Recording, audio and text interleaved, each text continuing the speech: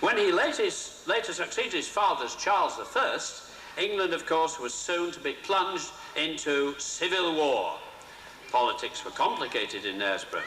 Some supported Oliver Cromwell and the Parliamentarians, represented locally by Thomas Stockdale of Bilton Hall, and some supported the King, represented locally by men like Sir Henry Slingsby and the staunchly royalist garrison of Knaresborough Castle. Stand your arms! Take to the walls now! Bring upon your feet!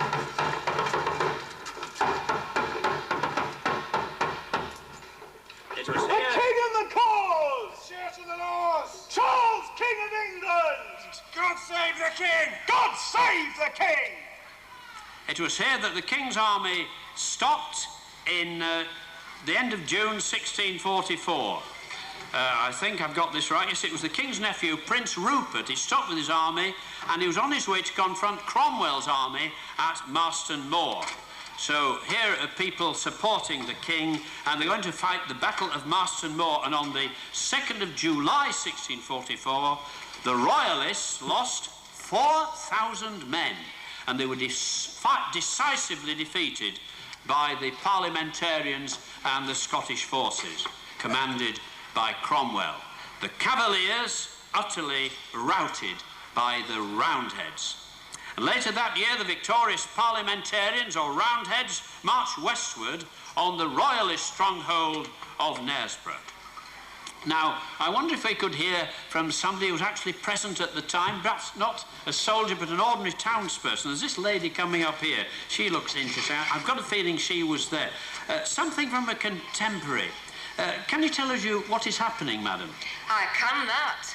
Knaresborough Castle is under siege. I should know. Some of my family are with the garrison holding castle for King Charles. Your name, madam? Wincup. Mrs. Wincup. They've been roaming around ever since Marston Moor. But it were on 12th of November these here Roundheads first attacked castle, under orders from Lord Fairfax. Our lads lost 20 men killed, 48 wounded and 46 taken prisoner. Oh, they were safe once inside castle walls, but short of food. One young lad started creeping across moat at night, taking food to his father and shoving it in through a secret hole in castle walls. Well, these here Roundheads spotted him, fired at him and captured him. Next morning, they were all set to hang him over edge at moat so's all inside castle could see it. Shame on 'em!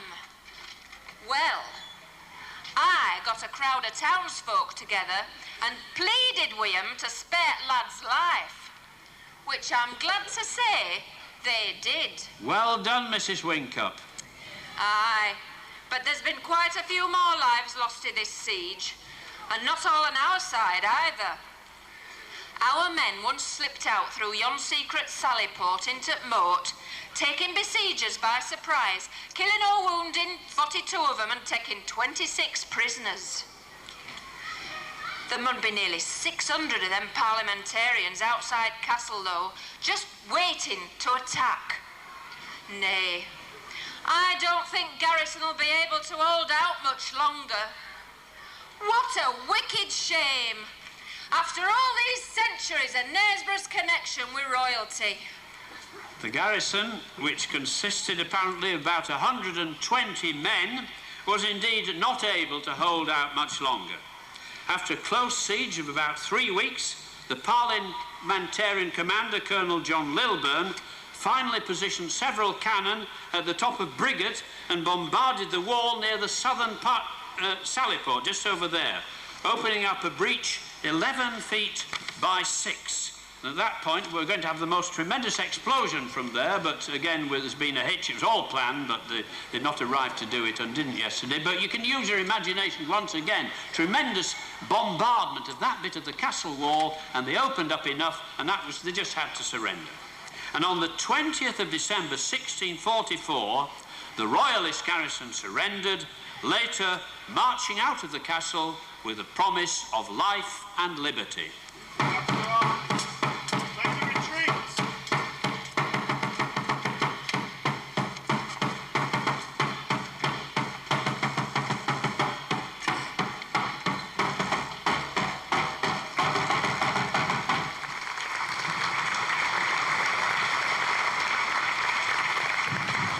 It's very unlikely that Oliver Cromwell himself was present at the siege, but a few years later he certainly stayed in Knaresborough to house in High Street. We have an eyewitness account of this, in fact. And we can imagine how he might have triumphantly visited the castle, which was now being dismantled, and addressed his men.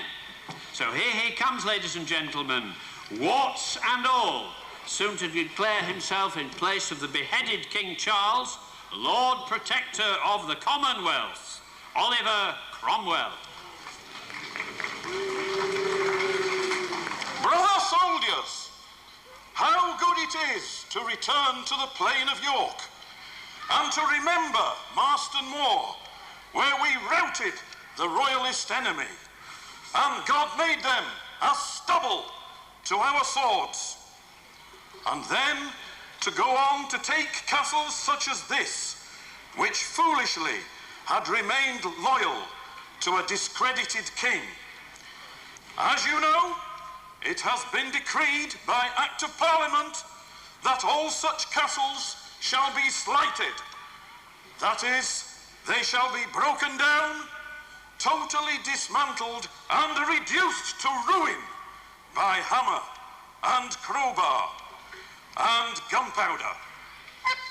The inhabitants of Knaresborough have suffered much already, so I will have none of you drunken, tumultuous, or disorderly, and I charge you in the name of the Lord to work with a will as you demolish and destroy this once proud royalist castle.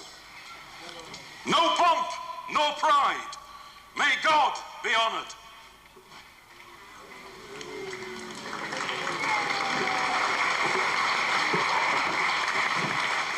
We couldn't really decide whether to have, cheers here or a fanfare, whether you're royalists or parliamentarians, we don't really know. But there are some who would speak in his defence. Don't think he was terribly popular, actually, in Knaresborough.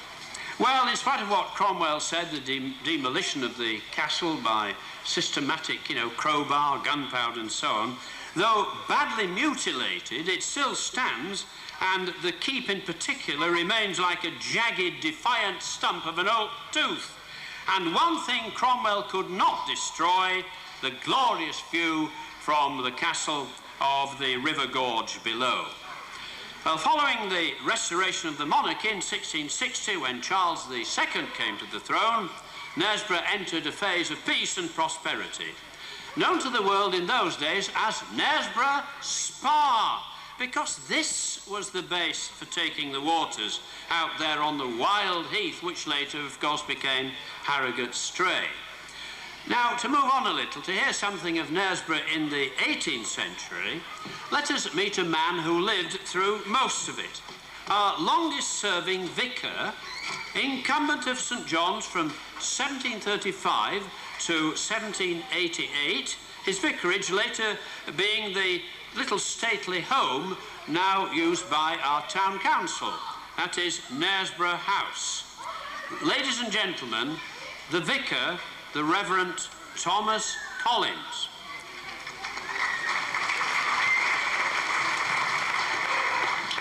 How is the town faring in your century, Mr. Collins? Well, sir, Knaresborough is quite prosperous and God-fearing in this age of reason. We have a busy market, once famed for its licorice, now for its locally grown cherries and an abundance of corn. Shops, including an apothecary's in the marketplace. Busy inns, though the spa visitors now are inclined to stay in Harrogate itself and take a carriage out to Knaresborough to enjoy our beautiful scenery as part of the cure. The most important part of our economy is the flax industry. Numerous cottages turning out the best quality linen. As many as 200 looms producing every week 1,000 pieces of linen, each 20 yards in length. The folks work hard here in Knaresborough, sir. And perhaps the most astonishing linen weaver of all is Thomas Hill, builder of the house in the rock. But you have one in your own century who is his direct descendant. Perhaps she can tell you about him. Well, this can only be Nancy Buckle, who once lived in the house in the rock. Here she comes.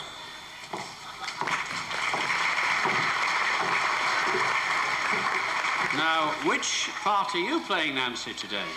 Today I depict Caroline Hill, widow of the second Thomas Hill, to illustrate the strength of the women of the family. The first Thomas Hill, my great-great-great-great-grandfather, was quite a character. He was a poor linen weaver who in the year 1770 started to excavate a house in the rock, close to the low bridge and adjacent to the shrine of Our Lady of the Crown. He was given permission and encouragement by the Slingsbys, who owned the land and indeed most of Knaresborough. He was helped by his elder son, also named Thomas Hill, and in the year 1791, the house was completed with battlements. It was then known as Fort Montague in honour of the Duchess of Buccleuch, who was his principal benefactress and a friend of the Slingsbys. And the house in the rock, I believe, was not only a residence, but also a tourist attraction. Oh, it was indeed. People came to admire the spectacular views, to disport themselves in the tea gardens, and see the man dubbed Sir Thomas Hill, who printed his own banknotes, threw a Union Jack from the battlements, and fired salute from his own 2-pounder cannon. Thank you very much. Come along, children. Thank you, Nancy. A living link with Knaresborough's colourful past. Now, Mr. Collins, apart from the house in the rock, what were the other buildings that appeared in your century? Well, sir, Knaresborough House, my home, to which you've already alluded, and later Conyngham Hall, named after Ellen, Lady Countess of Conyngham. And then, in the marketplace, a new borough courthouse has been built with 2 prison cells beneath, and a new chapel in Windsor Lane for the Independents. Their minister is the Reverend William Howell. The Methodists have a licensed preaching house in Castlegate, but when John Wesley visits the town, the crowds are so great that no building can contain them. In my own church, if I might mention, we have installed the very first organ and a wonderful ring of 8 bells. Tell me, Mr. Collins, in the 18th century, this was an age of reason and religion and progress, and yet, is it not true it was marked by all kinds of social upheaval, including crime? Ah, I see, sir, you refer to that crime which shocked Knaresborough, and indeed the whole nation. I remember it well. It is the 17th of August, 1758. They'd been digging down at St. Robert's Cave. You see, the whole town was mystified by the sudden disappearance of a young shoemaker, Daniel Clark, way back in 1744, almost 14 years ago. And now this houseman claims that the lad was murdered and that his body was buried in St. Robert's Cave, murdered by a Knaresborough schoolmaster, Eugene Aram. Eugene Aram, no ordinary murderer, Mr. Collins. No, indeed, sir. He's a man of remarkable scholarship, skilled in several languages. He runs a small school at the top of High Street, which my own nephew attended. I can scarcely believe there's any truth in this tale. But let us see what the constables have unearthed. Now, here I think comes Constable Barker, one of those digging down at St. Robert's Cave. Let's see what he has found.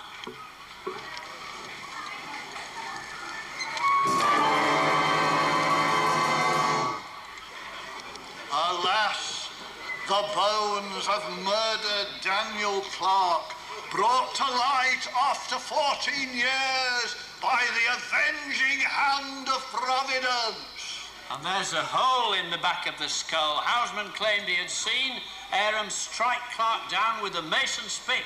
It all fits. But to move on to the year 1759, At York Assizes, Eugene Aram was found guilty, though no one doubts that Houseman, who turned King's evidence, may well have struck the fatal blow himself.